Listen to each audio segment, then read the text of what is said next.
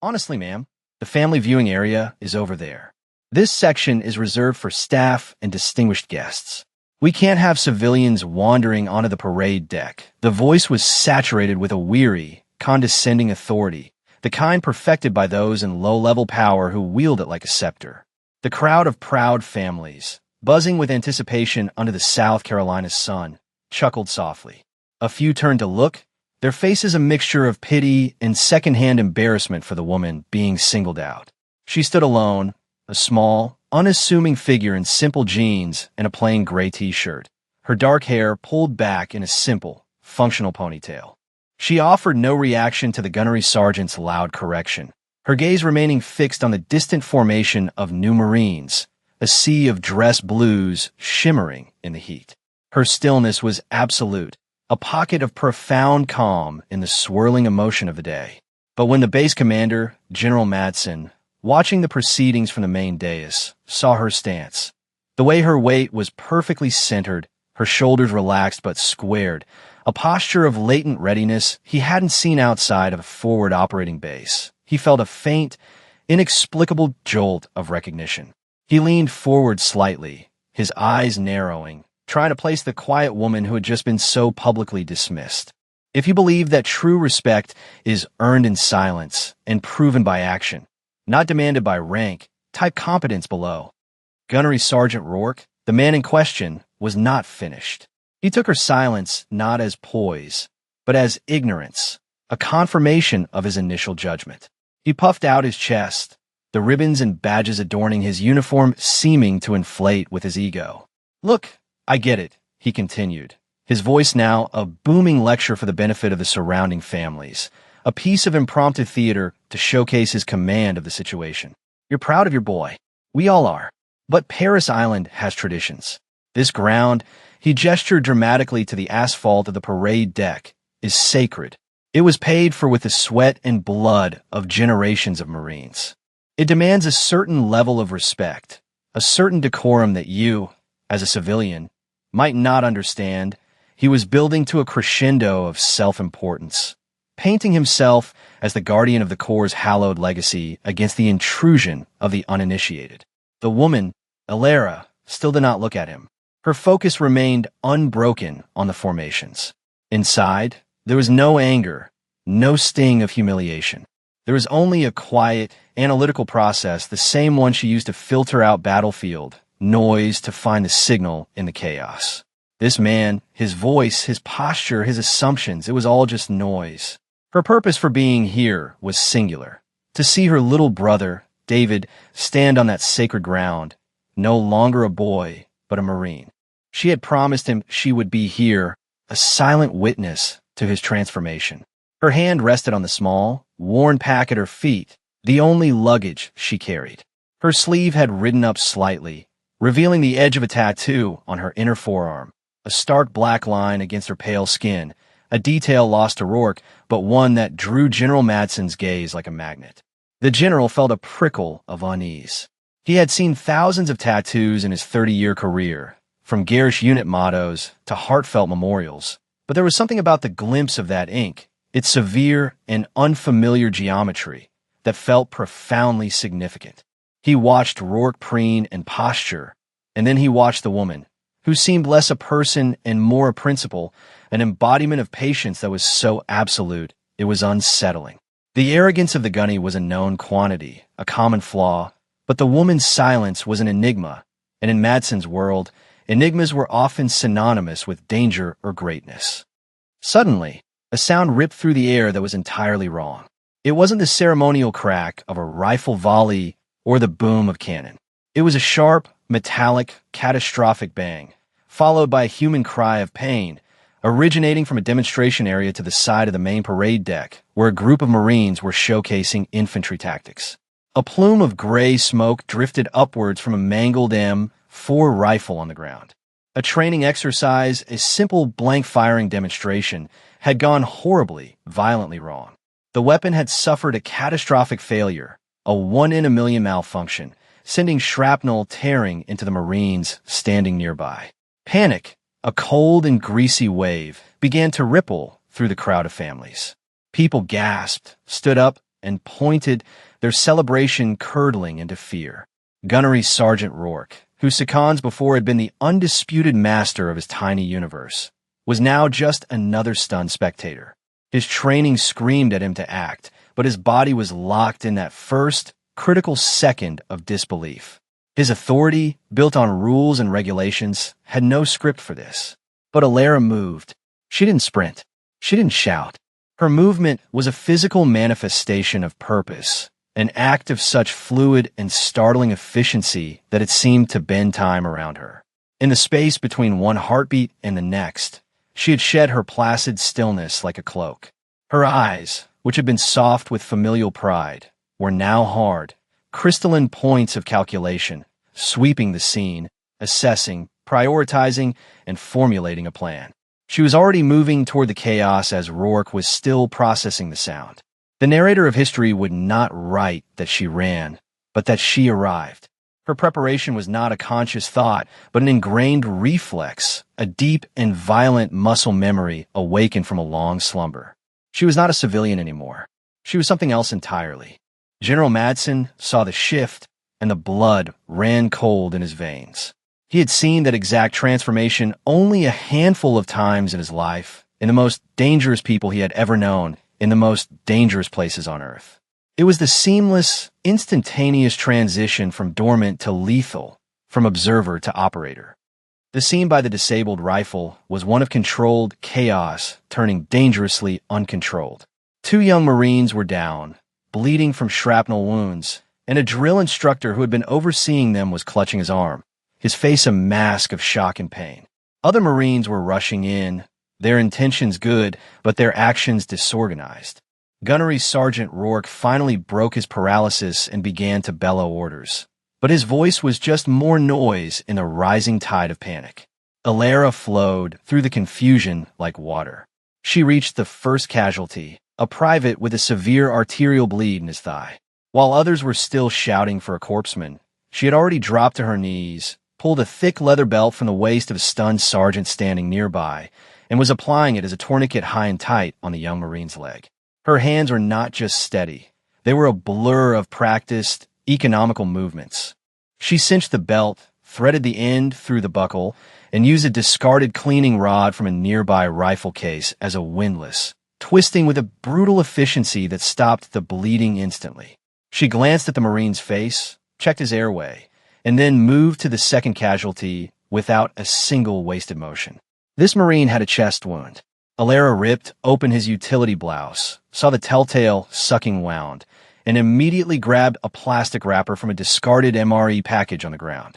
She slapped it over the hole, creating a makeshift occlusive dressing, her palm holding it firm as she barked a single, clear instruction to a terrified-looking corporal. Pressure. Here. Do not move the corporal, his eyes wide, obeyed as if compelled by a force of nature. Her voice was low, calm, and absolutely devoid of fear. It cut through the panic like a surgeon's scalpel.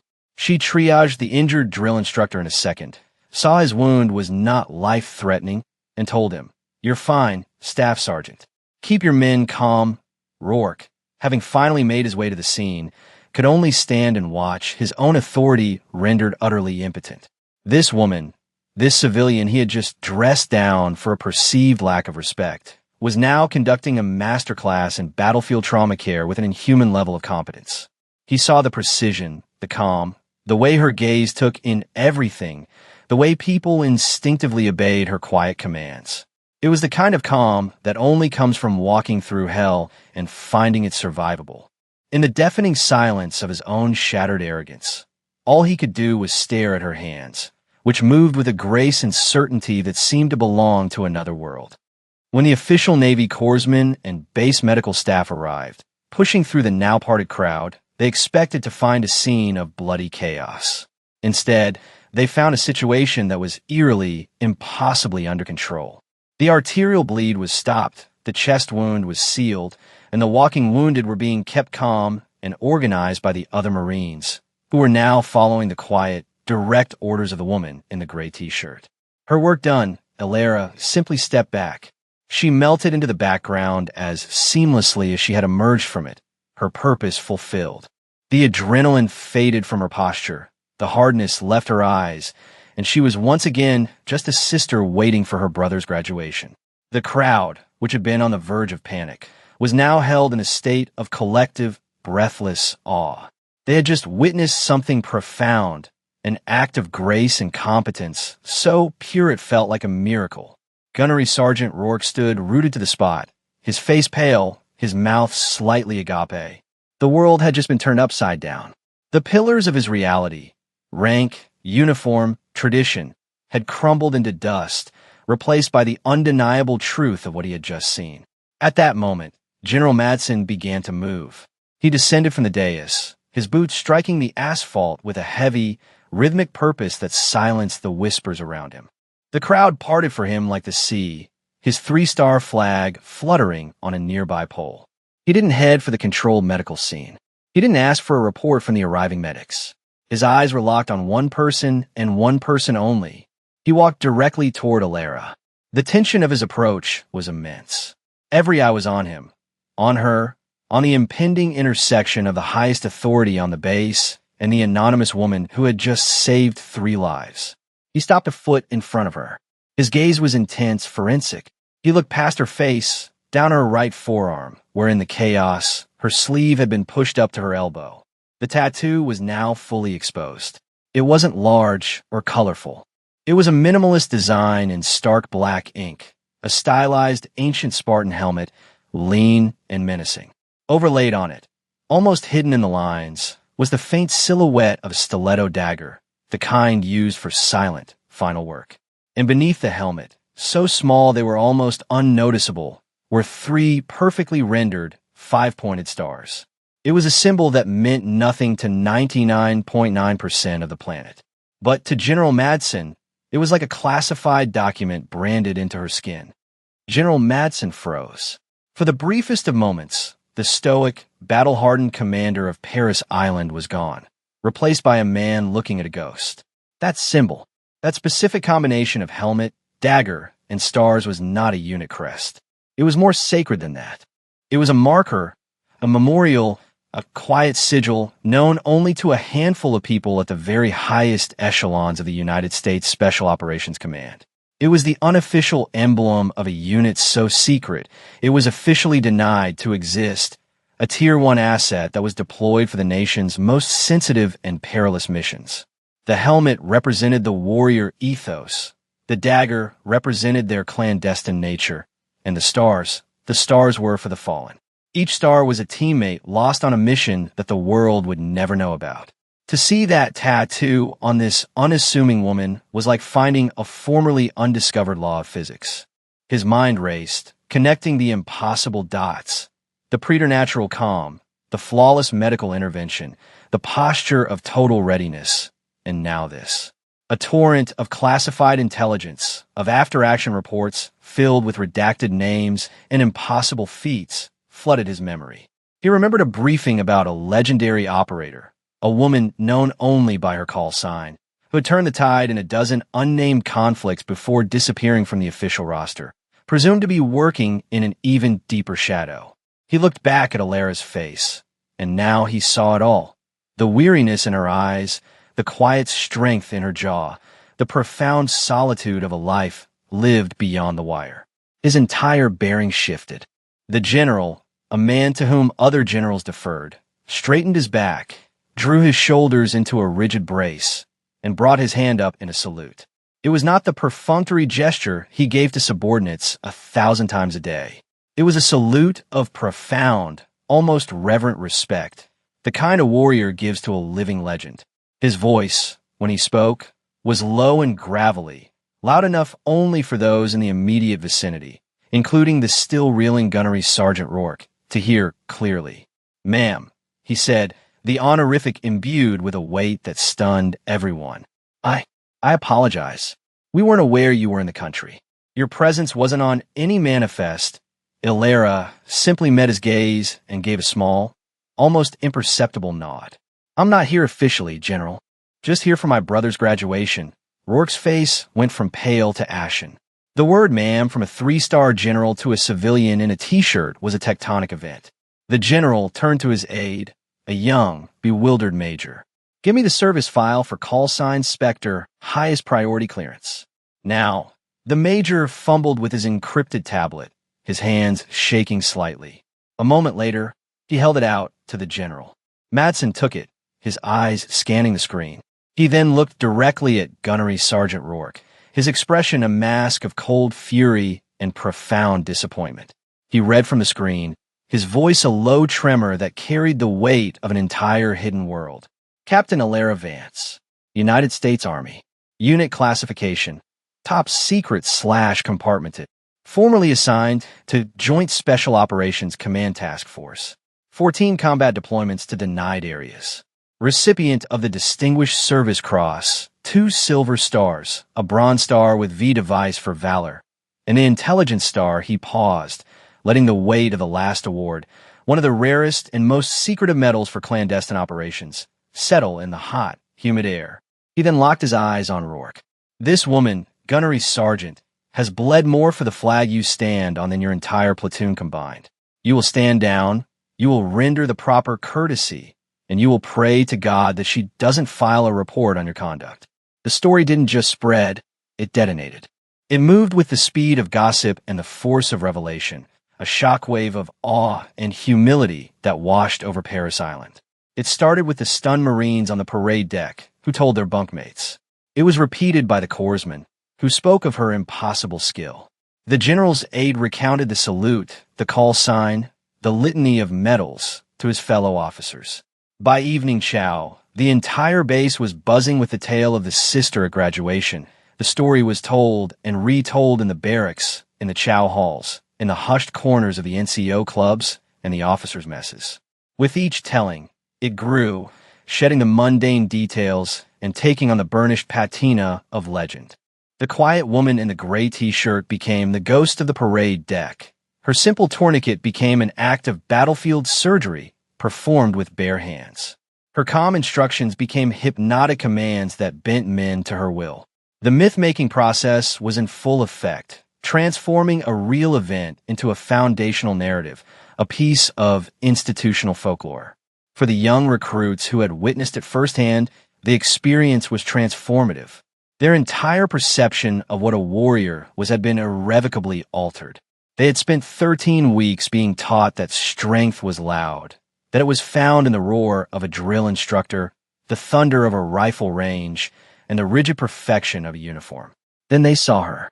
They saw a strength that was silent, that was hidden in plain sight, that wore no rank and needed no validation. They had seen the ideal, not as a poster on a wall, but as a living, breathing person who had been dismissed in underestimated moments before she saved lives. That lesson, that competence is quiet, that the most formidable people have nothing to prove, would be more valuable to them in their careers than any lesson on marksmanship or drill. It was a truth seared into their minds, a moral compass forged in the crucible of a single, stunning afternoon. The legend became a cautionary tale for the arrogant and an inspiration for the humble. It was a reminder, whispered from one generation of Marines to the next, that you never, ever judge a book by its cover, especially not on the hallowed ground of Paris Island. The humbling of Gunnery Sergeant Rourke was as total as it was public. He was not formally disciplined by General Madsen. The public correction and the weight of his own shame were punishment enough. The incident did not break him. It remade him. The arrogant shell was shattered, and what was left was the raw, teachable core of a man who had dedicated his life to the Marine Corps. The next day, he sought out Alara. He found her sitting on a simple bench near the barracks, talking quietly with her brother, Private David Vance, whose face was alight with a mixture of pride, relief, and utter awe for the sister he was only now beginning to understand. Rourke approached them not with a swagger, but with a hesitant, profound humility. He stopped a respectful distance away, waiting to be acknowledged. When Alara looked up, he squared his shoulders, brought his heels together, and came to the rigid position of attention. His voice, once a booming instrument of condescension, was now quiet and strained with sincerity. "Ma'am," he began, the word now tasting of ironclad respect on his tongue. "I have no excuse. My actions yesterday were a disgrace to my uniform and to the Corps. My ignorance led me to disrespect someone who has earned more respect than I can possibly comprehend. I am deeply, truly sorry. He held his position, awaiting her judgment. Alara looked at him, her gaze analytical but not unkind. She then glanced at her brother, a new Marine forged by men like Rourke. She gave a slow, deliberate nod. "We all have our blind spots, Gunnery Sergeant," she said, her voice even and calm. "Your job is to build Marines. My job was something else. Just make sure the Marines you build learn to see the person, not just the uniform or lack of one. Teach them to look for competence, not for validation." It was not an absolution, but a directive, a new mission. Rourke understood. "Yes, ma'am," he said, the words a solemn vow. "I will." That interaction also became part of the legend. It was the second act, the story of redemption. As a permanent reminder, the tattered leather belt that Alara had used as a tourniquet was retrieved. General Madsen himself had it placed in a simple, elegant shadow box.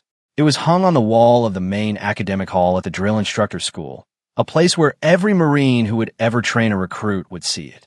Beneath it, a small brass plaque was affixed. It didn't mention Alara's name or rank. It simply said, "Competence is quiet. Paris Island." Date. It became the most important object in the room, a silent testament to the most important lesson a leader could ever learn. Years passed. The story of the sister at graduation endured, becoming a permanent part of the Paris Island ethos. It was no longer a fresh piece of gossip, but a venerated piece of history, a teaching parable told to every new class of drill instructor candidates. And the man who told it best was Master Gunnery Sergeant Rourke. The incident had changed the entire trajectory of his career. He had turned his moment of profoundest shame into his greatest strength as a leader. He was now one of the most respected and effective instructors in the entire Marine Corps, known for his wisdom, his humility, and his uncanny ability to identify true strength in young recruits.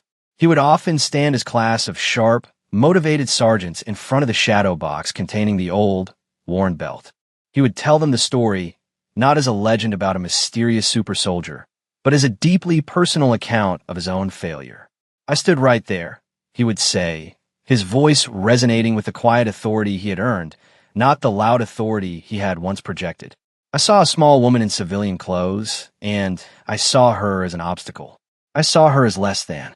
My ego, my pride, my assumptions, they made me blind. I looked, but I did not see." He would then point a thick finger at the belt. That woman, without saying a word, without a uniform, without a single ribbon on her chest, taught me more about being a Marine than my first 20 years in the Corps. She taught me that strength isn't about how loud you can yell. She taught me that leadership isn't about the rank on your collar. She taught me that respect is a currency you earn with your actions in the moment of crisis, not something you demand in moments of peace. He let his words hang in the air, the silence in the room as powerful as any command. "Your job," he would conclude, his eyes sweeping over the faces of the future leaders of the Corps, "is to forge warriors. But you cannot do that until you learn to see the warrior in everyone, especially in the person you're most tempted to dismiss.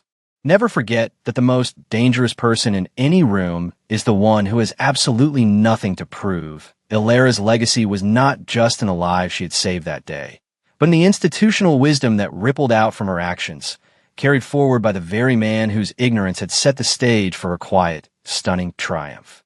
And her brother, David, went on to have a remarkable career of his own, forever embodying the quiet professionalism he had witnessed in his sister on the day he became a Marine. The story of Captain Alara Vance, the operator known as Spectre, became more than just a tale of a hero's shocking reveal.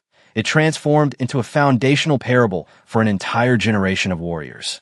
It serves as a potent, enduring reminder that true strength is not a performance. It is not found in the volume of a voice, the crispness of a uniform, or the visible accolades of rank and recognition. It resides in a deeper, quieter place. It is the steady hand in the midst of chaos, the calm mind in the face of panic, the silent competence that emerges when all else fails. It is a testament to the profound truth that honor is not something worn for the world to see, but a quality carried within the heart, unseen, unheralded, and requiring no external validation. Her actions on that hot South Carolina afternoon held up a mirror to an institution built on visible hierarchy and forced it to see the limitations of its own perceptions. She proved that the most valuable assets are often the most overlooked, that the greatest sacrifices are made by those whose names will never be known, and that the foundation of our security rests upon the shoulders of quiet professionals who move through the world unnoticed, asking for nothing in return. They are the hidden guardians, the silent sentinels who do the work that must be done, not for glory or for praise, but because it is their nature. They are the calm center in the storm, the steady anchor in the raging sea. Alara Vance was one of them, a ghost who walked into the light for a brief, brilliant moment, not to be seen, but to fulfill a simple promise to her brother. And in doing so, she left behind a legacy of wisdom that would echo long after she had disappeared back into the shadows she called home. For more stories where quiet competence triumphs over loud arrogance, and where a person's actions define their worth, subscribe to Unknown Heroine Tales.